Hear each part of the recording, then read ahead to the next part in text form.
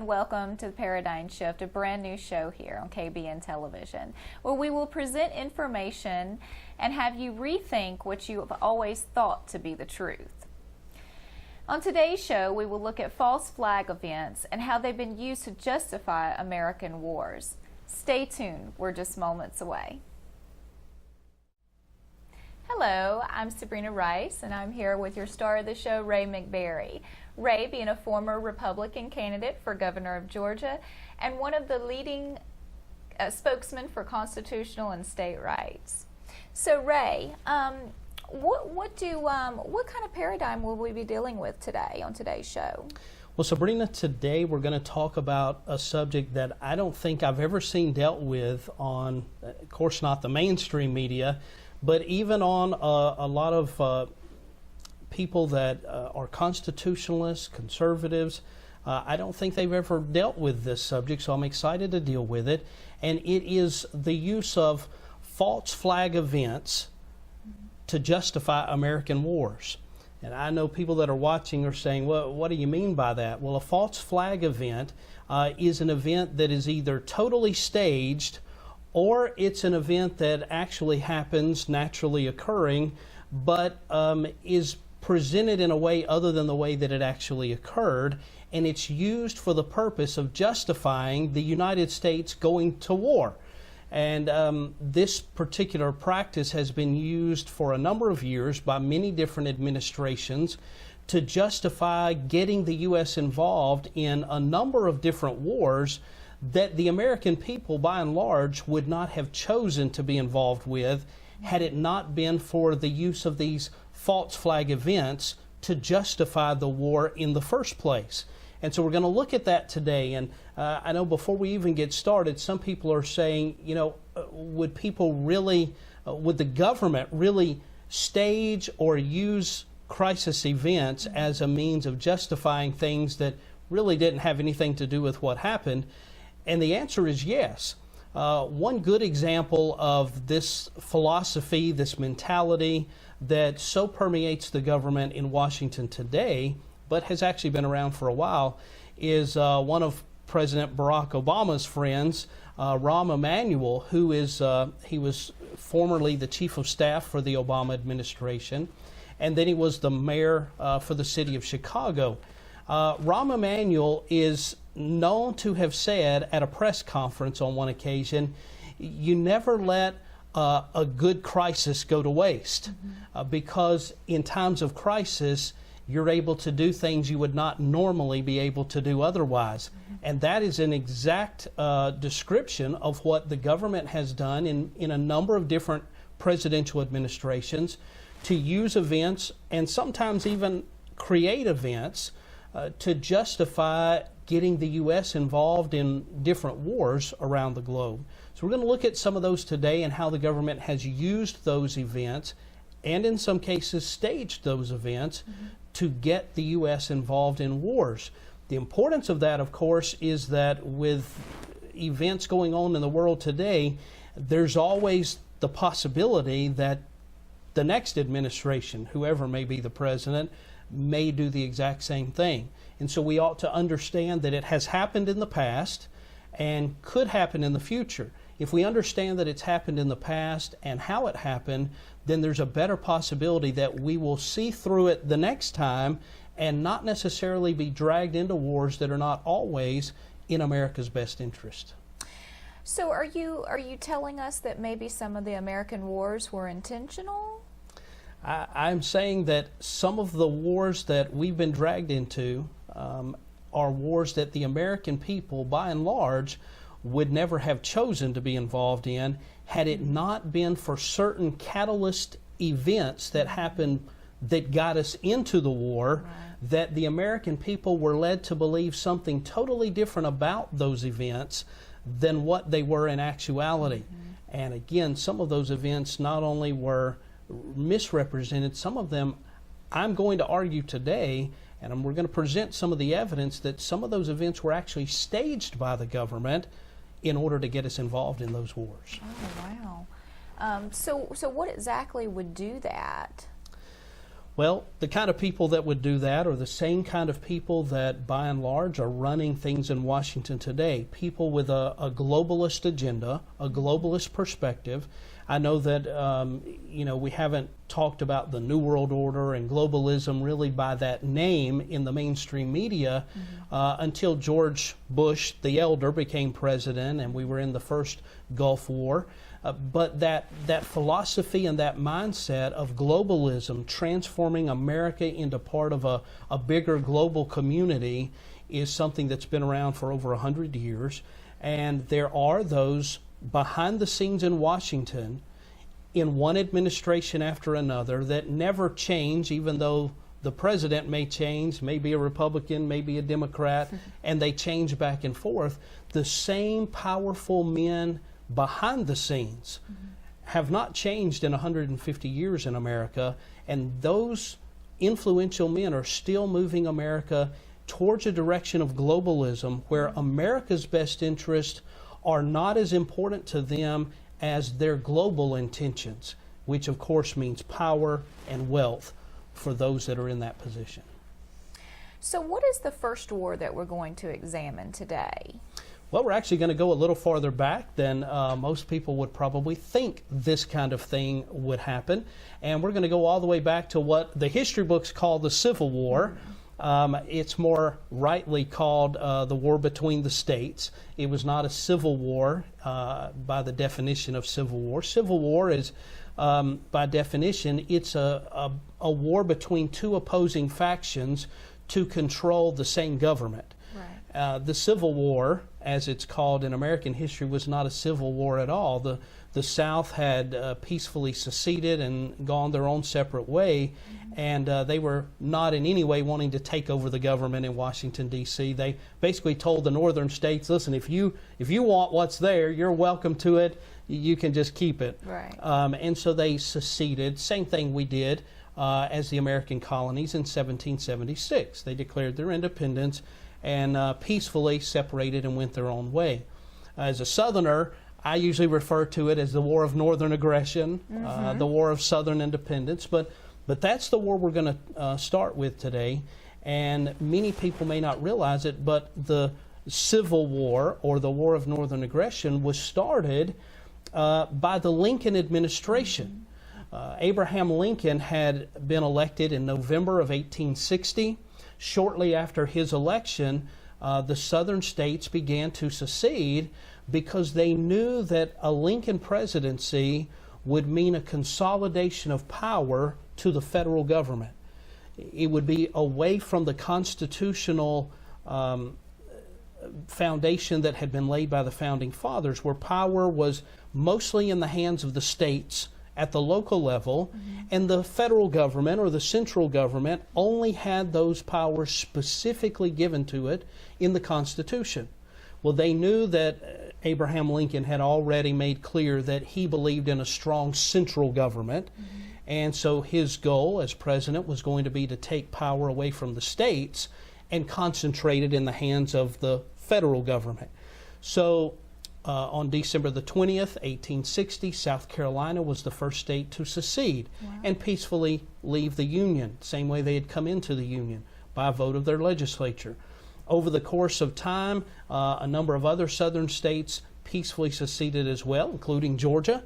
And so you had a situation with when Abraham Lincoln actually was sworn into office in early 1861, where at least one southern state had already seceded, others were in the process of seceding, and when he came to power as the government, as the president of these United States, he was looking at a situation where a number of southern states had already seceded, already left the Union, and yet he still had soldiers, Union soldiers, federal soldiers, that were stationed all throughout the South at different federal forts.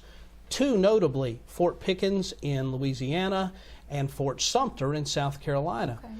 The soldiers that were there in South Carolina, in Charleston Harbor, were originally stationed on the coast of Charleston. And when South Carolina seceded, It was a short time after that that Major Robert Anderson, who was in charge of the garrison there, moved his troops from the fort that was stationed on land into Fort Sumter, which was in the middle of Charleston Harbor. Fort Sumter, of course, was very significant because whoever controlled Fort Sumter would control all of the shipping going in and out of Charleston Harbor. And so the state of South Carolina did not want the United States holding troops in Fort Sumter because they could prevent ships coming and going from Charleston Harbor. And now that South Carolina was no longer a part of the United States, they wanted those soldiers out of Fort Sumter. What's oftentimes not reported in the history books is that the very act of moving those federal troops from the shore into Fort Sumter, which was South Carolina property, was the first act of war. So the first act of war was actually committed by the North, by the United States government, in moving those troops and stationing them in Fort Sumter. Of course, they moved into Fort Sumter because it was much easier to hold Fort Sumter than a fort on the shore. Well, the administration of President Lincoln in Washington, they kept promising the South that they were going to meet with the peace delegation from the southern states so that there could be a peaceful, amicable separation of the two. The United States and the Confederate States of America could peacefully sign a treaty and go their own separate ways.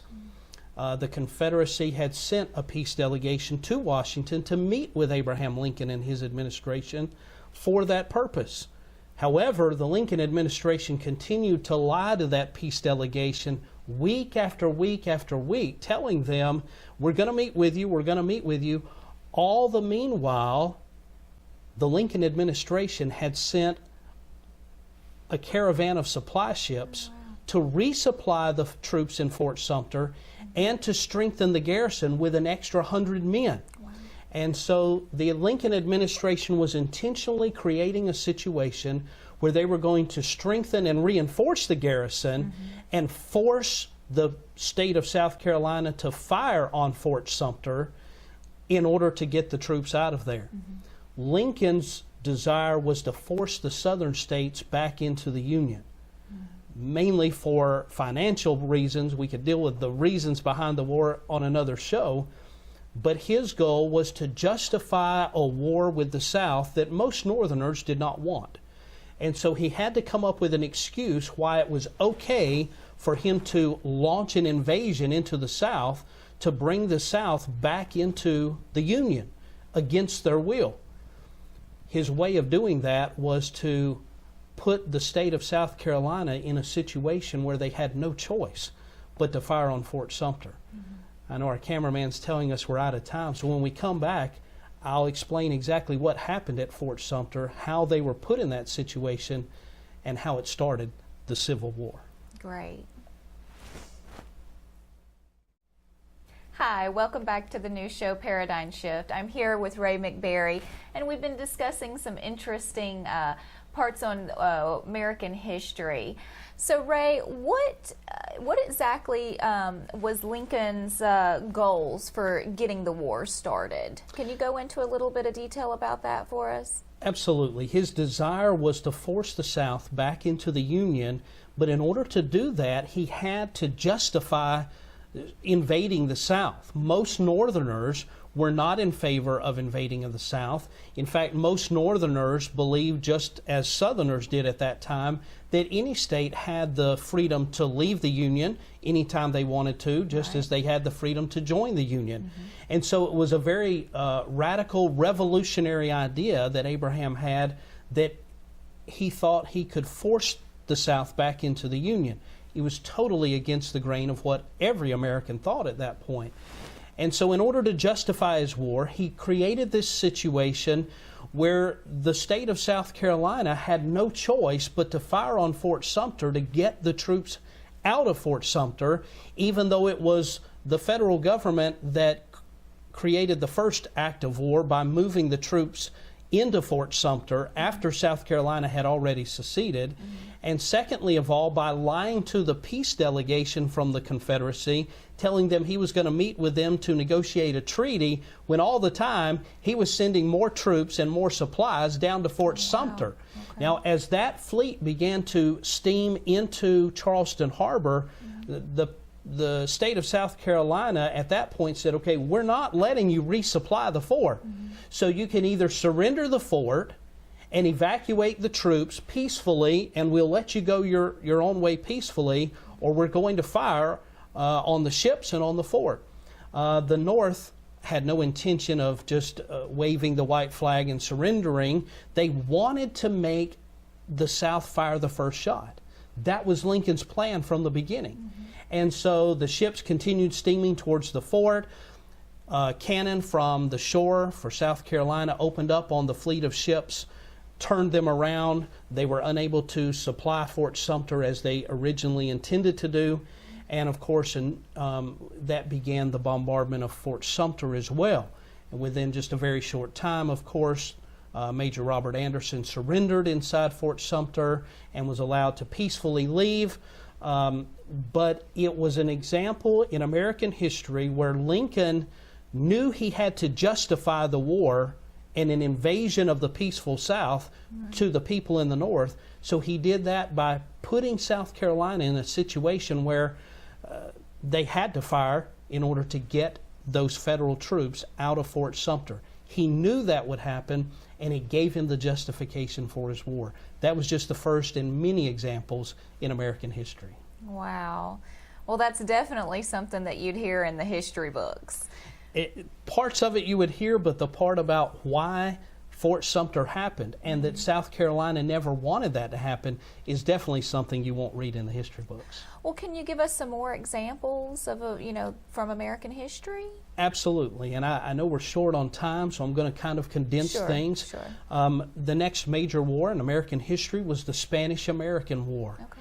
There was a little bit of animosity politically between Spain and the United States. Spain, in 1898, before the turn of the century, had still a worldwide empire with colonies all around the world. But Spain was on the decline as a world power. Militarily, they could not compete with England, France, and these United States. They were on the decline. The U.S. government very much wanted to take over some of the possessions that were part of the Spanish Empire, both in the Caribbean and also in the Pacific Ocean as well, because we wanted them for U.S. possessions. But how to just take those, the American government knew they couldn't justify just going in and taking those possessions, so they had to create a war to justify the taking of those possessions from the Spanish Empire. The way that was done was that a fleet of U.S. warships was sailed into Havana Harbor, Cuba, which was a Spanish colony possession at the time. And while sitting there in Havana Harbor, the USS Maine, a U.S. battleship, mysteriously exploded, blew up in Havana Harbor, and sank. Well, of course, the U.S. government claimed that the Spanish had intentionally blown up the USS Maine while it was sitting in Havana Harbor. Later, we discovered archaeologists diving underwater, as well as historical reports of the period, have made it clear that the ship was not blown up by the Spanish, but rather it was blown up by one or more explosions that were set inside the Maine. And so the Maine itself exploded.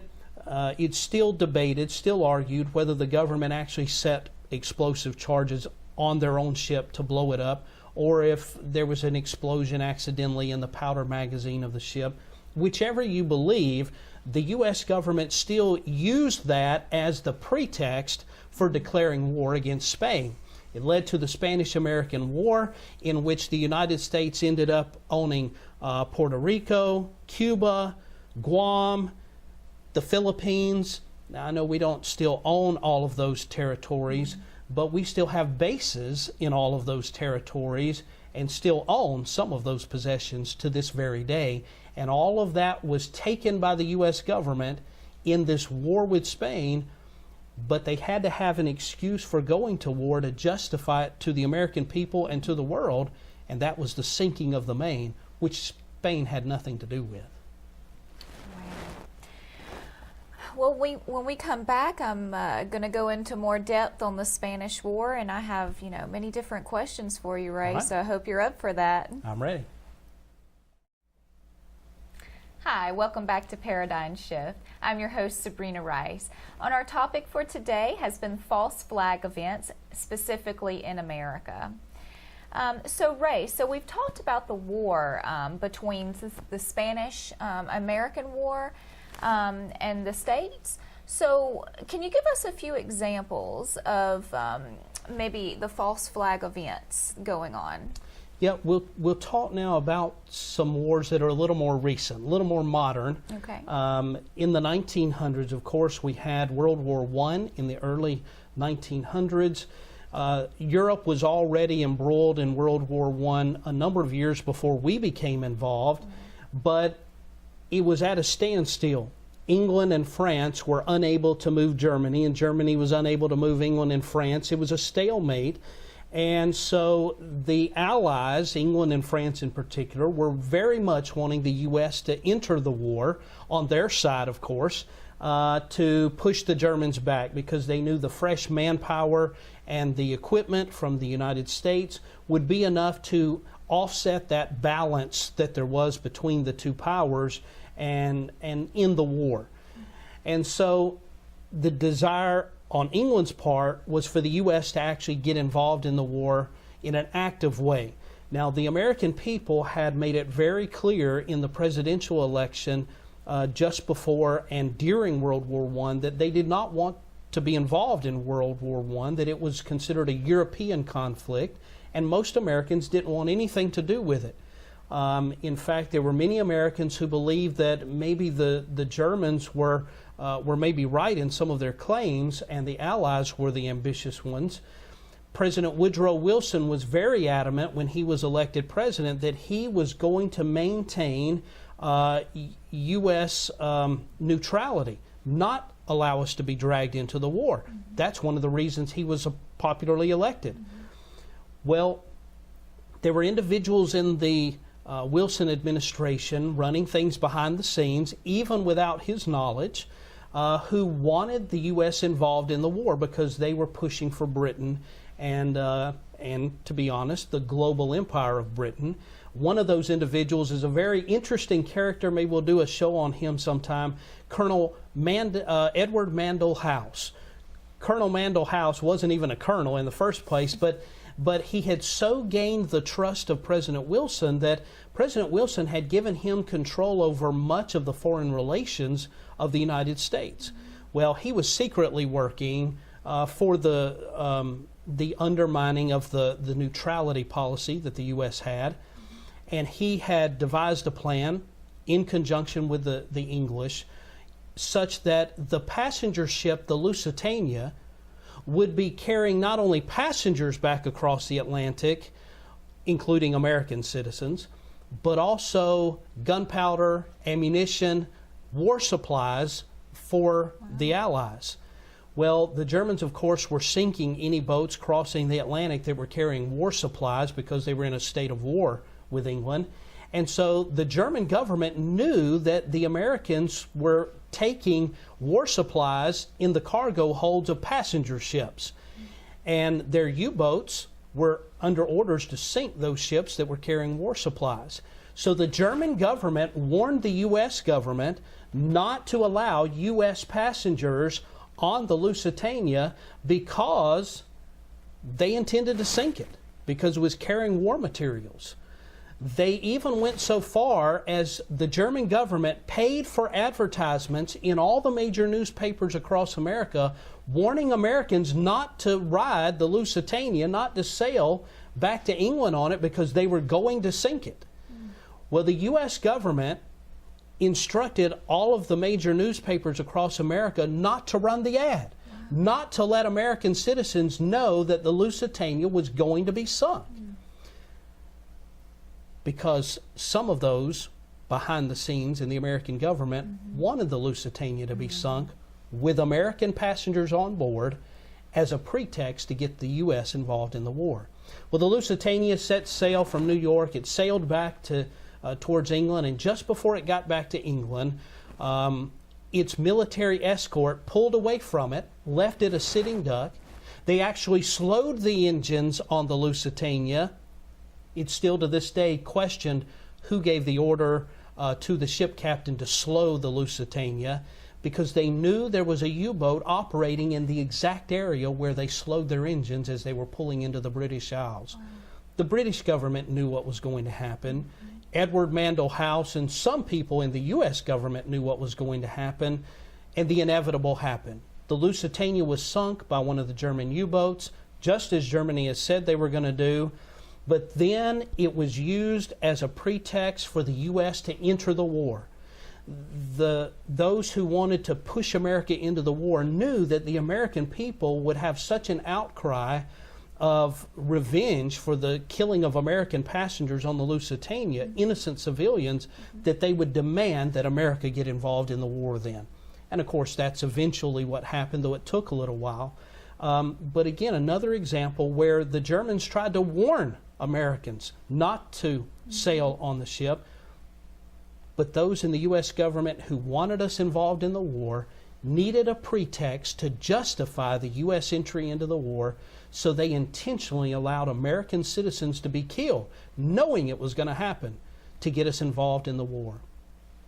I know we have a lot of other material that we hope to cover. World War II, very similar situation. FDR knew that Pearl Harbor was going to be attacked by the Japanese before it happened. We had broken the code of the Germans, their Enigma machine. The Japanese were using the same code. We knew it was going to happen. FDR intentionally allowed Pearl Harbor to be bombed so that it would be an excuse for the U.S. entering the war on the side of the Allies once again, when most Americans did not want to be involved in World War II. And so that kind of brings us up to the immediate situation where we are today. And I know we're out of time, but I just want to close it by saying there are events that have happened that have pushed us into several wars recently ourselves in our generation, where the U.S. government is very suspect for having done the very same thing to convince us that we were under attack by a supposed enemy, to justify getting us into wars for other goals that they wanted to accomplish that didn't necessarily happen the way we were told. Again, the weapons of mass destruction we were told about by President Bush was used to justify going into Iraq. Those weapons were never found. They were never there. And our State Department knew they were not there, but the American people, for our own safety, said, well, we have to go in because they're there. They were never there. We were lied to justify to the American people getting us involved in another war. And of course, there are many of us who believe that 9/11 didn't happen exactly the way we've been told either, and was a pretext for getting us involved in a war that's gone on longer than any other war America's ever had. I know we're out of time, but I encourage the viewers to look these things up for themselves and to be prepared the next time we're told something in the news has happened as a major crisis. See if there's maybe not an ulterior motive to getting the American people to do something we would not have done otherwise. Well, here we are, challenging your views and thoughts again. Stay tuned. We'll be right back. All right, folks, that's going to do it here on the show Paradigm Shift. Hopefully next time when a new crisis situation comes up, we'll be a little bit more questioning of the facts that are really going on. Just remember, the truth will make you free. See you next time.